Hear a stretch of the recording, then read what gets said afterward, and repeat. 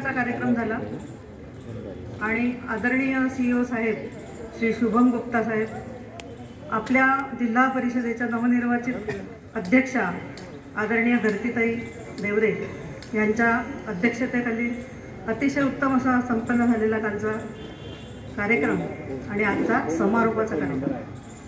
थोडक्यात मी प्रास्ताविक सादर करणार आहे, वेळ खूप झालेला असल्यामुळे। तर आज आपल्याकडे 45 उपकरणे या विज्ञान प्रदर्शनामध्ये समाविष्ट झाली होती। त्यामध्ये 17 प्राथमिक शाळेचे, याच्यामध्ये 2 राखीव होते, माध्यमिकमध्ये 16 शिक्षक, प्राथमिक शिक्षकांचे 2, माध्यमिक शिक्षकांचे 6, परिचरांचे 4 आणि असे एकूण 47 उपकरणांचा समावेश होता। घराघरात आहे विज्ञान, हर एका घटनेत विज्ञान, आरोग्य संपन्न आहे भारतीय, कारण इथे स्वयंपाकघरातही आहे विज्ञान। बाहेर तर आहेच, पण स्वयंपाकघरामध्ये सुद्धा विज्ञानाचा समावेश आहे।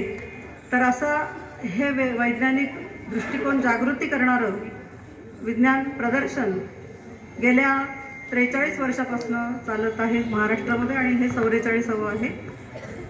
आपल्याला माहिती आहे का, काय, केव्हा, कुठे, कुणी आणि कसे हे जे विज्ञानाचे कामसू सेवक आहेत, हे प्रश्न आहेत विज्ञानाचे, हे प्रश्न आपल्याला सतत निर्माण व्हायला हवेत आणि म्हणजे मग याच्यातून विद्यार्थ्यांची कुतूहल दृष्टी ही जागृत प्रदर्शनाचा उद्देश आहे।